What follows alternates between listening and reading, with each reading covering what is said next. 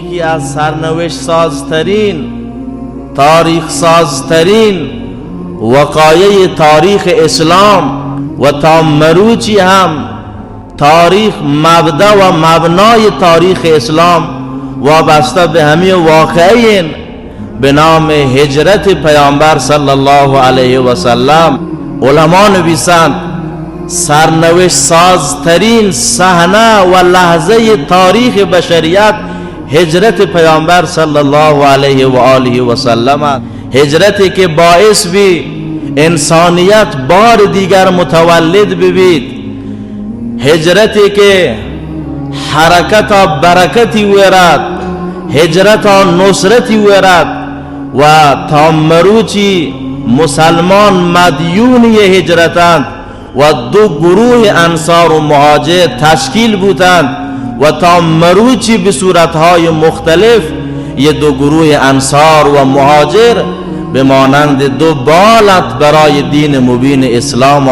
بزرگترین کار رسول الله صلی الله علیه و سلم همشیه که رجال تربیت بکن. زیباترین برنامه پیامبر انسان سازیت، صدیق تربیت بکن، فاروق تربیت بکن، عثمان تربیت بکن، حیدر تربیت بکن، عشره مبشره تربیت بکن، اصحاب بیعت و رضوان تربیت بکن. ایمان یاران پیامبر، ایمان اصحاب پیامبر ملاک اندازگیری ایمان ما مسلمانان تا روز قیامت. پیامبر صلی الله علیه و سلم در سن 40 سالگی به پیامبری مبعوث بید. 3 سال اول دعوت پنهانی پیامبر در منزل ارقم ابن ابی الارقم، یک جوان 16 ساله، اولین مدرسه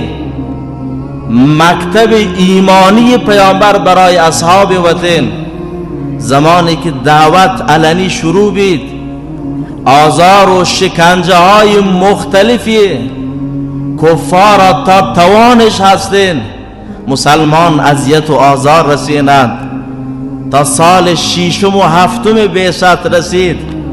سال 7 بعثت محاصره اقتصادی، تحریم پیامبر، مسلمانان و مؤمنان و همراهان رسول الله در شیب ابی طالب مدت 3 سال طول کشید سخت‌ترین روزهای مسلمان تحمل کنند. آذوقه و مواد غذایی نیست که مسلمانان ارتزاق بکنند، غذا بورند.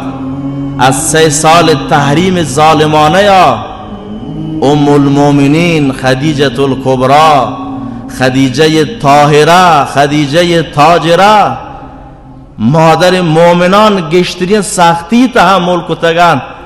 بعد از یه 3 سالان رحلت کند. سال غم و سال ماتم بر پیامبر صلی الله علیه و سلم بید. عام الحزن تاریخی یاد کند. بعد از یه 10 سال، 3 سال بعدی 13 سال بعد از تحمل آزار و اذیت کفار، هجرت اول مسلمانان به سرزمین حبشه، از سرزمین حبشه که برگردند، پیامبر منتظر وحی الهی، دستور الهی. فعلا تحمل کند حضرت صلی الله علیه و سلم تا یک روزی که الله ذوالجلال برای پیامبر وقت محل هجرت مشخص کند. حضرت فرمایند که من محل هجرت پیش دارک بوده بود. ام المؤمنین عایشه صدیقه بنت صدیق رضی الله تعالی عنهما، امام بخاری روایت کند حدیثا.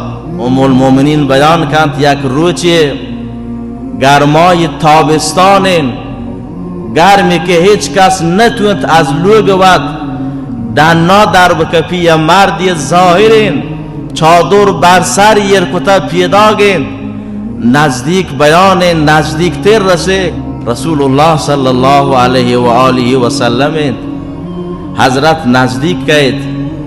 حضرت صدیق اکبر خبر دهد که رسول الله.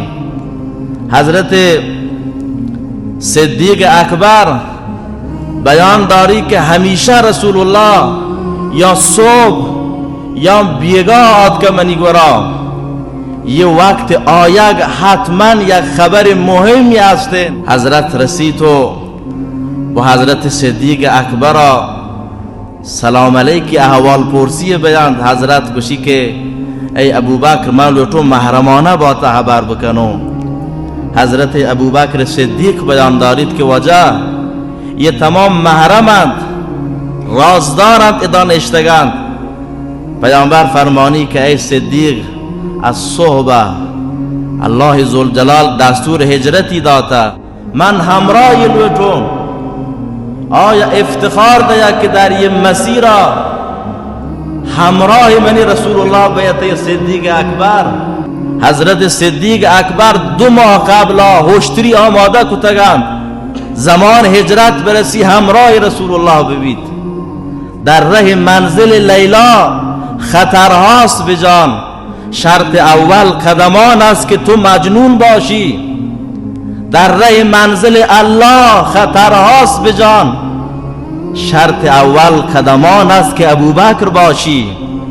تمام مشکلات با جان خریداری بکن زاند که یه همراهی پر از مشاکل و مصائب و مشکلاتی که مسیر راه هستند. اما لبیک یا رسول الله، اما لبیک یا رسول